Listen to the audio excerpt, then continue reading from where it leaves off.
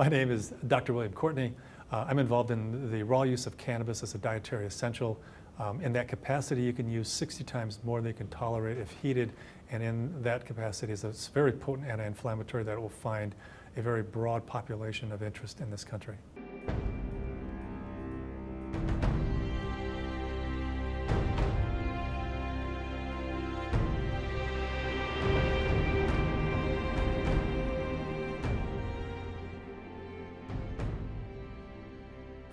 I'm Donald Abrams, and I'm Chief of Hematology Oncology at San Francisco General Hospital and a Professor of Medicine at the University of California, San Francisco. I do research in medical cannabis applications.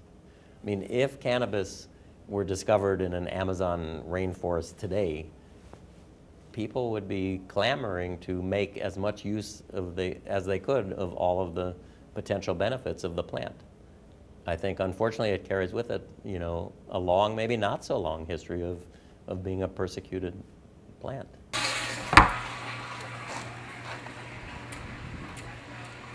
5 years ago, I wouldn't prescribe cannabis for a fellow I went to medical school with because I was such a skeptic. And now it's real clear to me that cannabis, it's a vegetable. It's not psychoactive until humans alter it chemically. No other animal alters it. So the whole psychoactive thing is a human aspect of the plant that has nothing to do with the 34 million years of evolution that the plant has. It's captured these molecules that help our body's regulatory system be more effective. And its bottom line is it's a dietary essential that helps all 210 cell types function more effectively. And so I never even refer to it as medicine anymore. It's strictly as a dietary essential.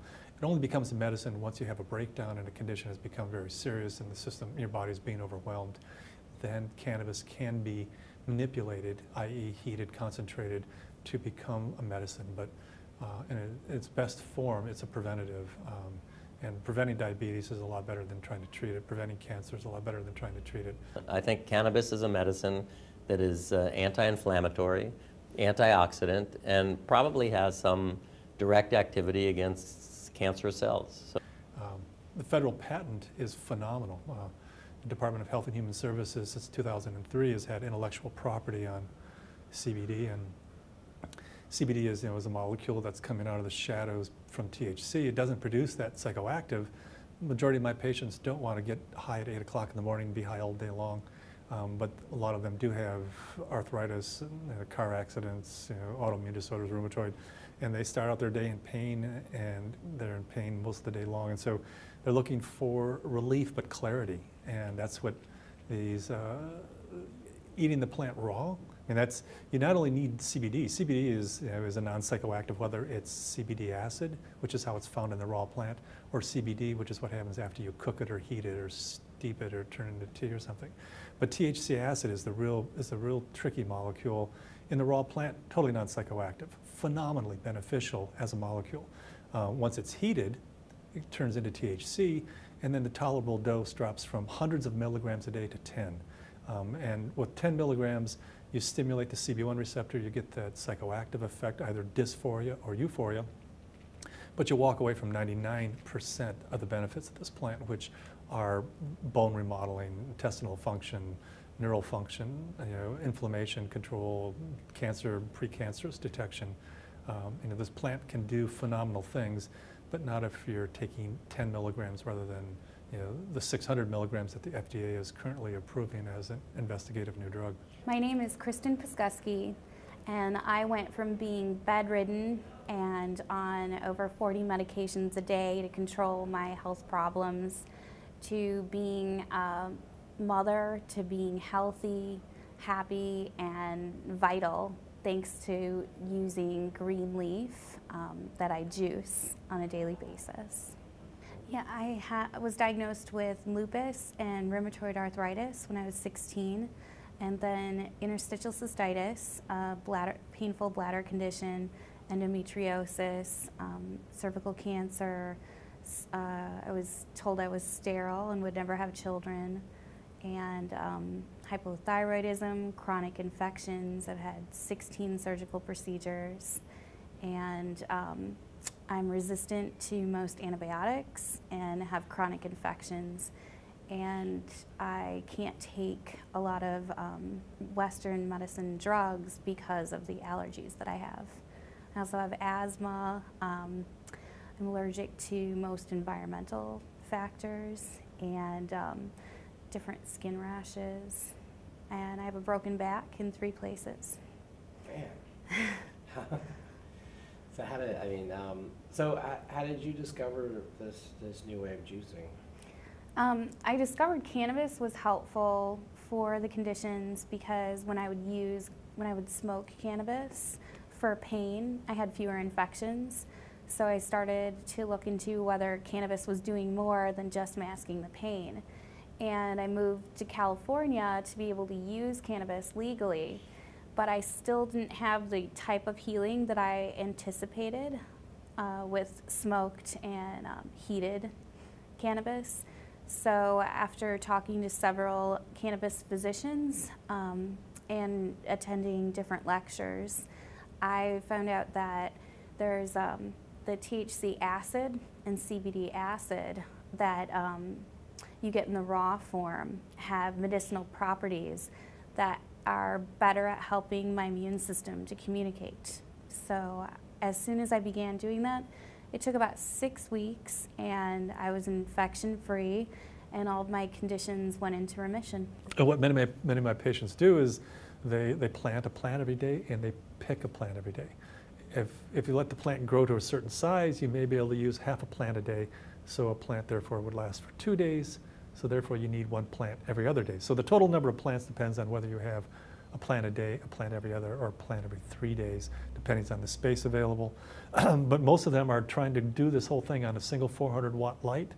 And they use a fluorescent light to keep a mother alive, and they produce a clone. They start a plant.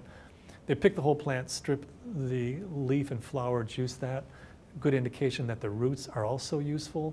Stalk is a little fibrous, can bind up a lot of juicers and ruin the juicer because it's just so strong. So I generally strip the stalk and throw that away because it's just too fibrous. But juice that, it produces a small amount of juice, very concentrated, quite acidic. Yeah, that has to be diluted. You can dilute it with fresh vegetable juice, fruit juice, or something that you buy off the shelf. The only time I've needed antibiotics in the last 4 years is when I was unable to do the juicing regime because I was overseas.